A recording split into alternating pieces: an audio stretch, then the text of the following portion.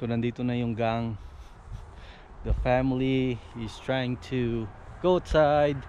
So check natin yung chicken for the first night stay nila sa ating coop. At saka ready na yung mag-harvest ng egg. So check natin kung mayroon tayong egg for the day. So let's go. Mostly natumba na nila dito yung half ng mga grass. So yung sa kabilang side wala pa. Mga tunog ng manok, sarap pakinggan sa umaga. So nandito na yung egg hunter. May light ba ni dire? No light. Fail tayo, wala pang egg for the first morning. So hintayin natin mamaya lunch kung may mangingitlog. Okay, balik ulit tayo sa ating chicken round 2. Medyo maambon kasi wala tayong nakuwang chicken kanilang chicken egg pala kanilang umaga. So ngayon check natin kung mayroon ng mga egg, tsaka ready na yung paglagyan. Now let's go check. Nandito na rin sila, ready na para mag harvest ng egg. Marami na silang natumbang mga damo, so kalahati na lang. Ngayon, check natin sa loob yung egg. Yeah, you go first. Xavier wants to get the egg. Ooh, I see egg already. There's one. Mommy, Get it. I'll go get it. Get the egg. One egg. want the egg. Oh, ayun. May isang itlog doon sa baba. Yeah, kunin natin. Yan. Xavier, magbubaksi. So nag-ikot-ikot ako dito sa grass area kung saan sila naglalakad-lakad.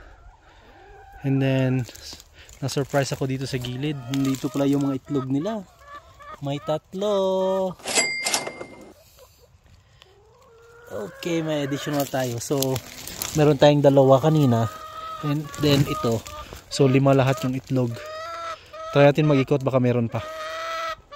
And then meron pa palang isa dito. So hindi pa sila sanay kung saan nangingitlog.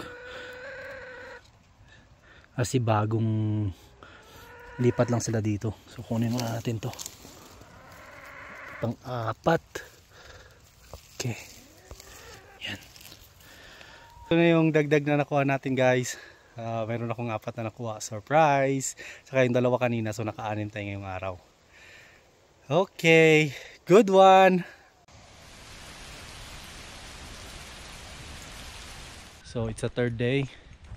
Kahapon nakakuha tayo ng 6 na itlog. So check natin ngayon kung ilan ang makukuha natin. At saka nagdala pa ako ng kitchen scrap para ibigay natin sa kanila. Para meron silang kinakain-kain aside sa kanilang feeds.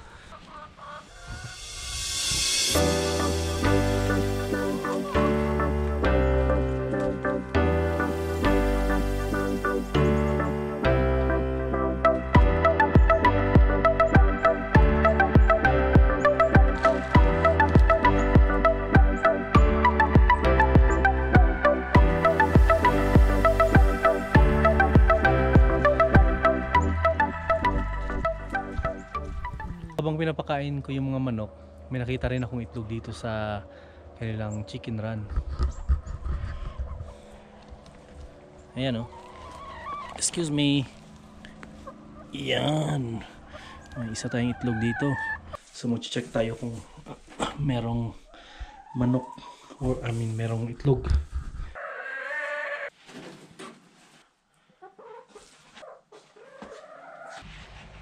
Apat lang yung nakita ko na itlog.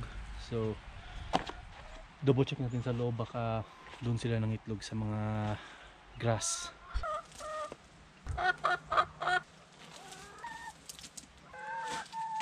Yun na nga yun guys, sapat lang muna tayo ngayon. Yan, wala man tayong nakuha masyadong itlog. Satisfied pa rin tayo. Papakain tayo ng chicken. Mayroon tayong konting itlog for the day. So,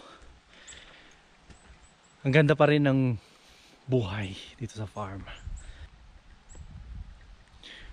Masyadong peaceful dito. Wala akong naririnig. Maulan. So yun lang yung naririnig ko at saka yung mga ibon. Satisfying.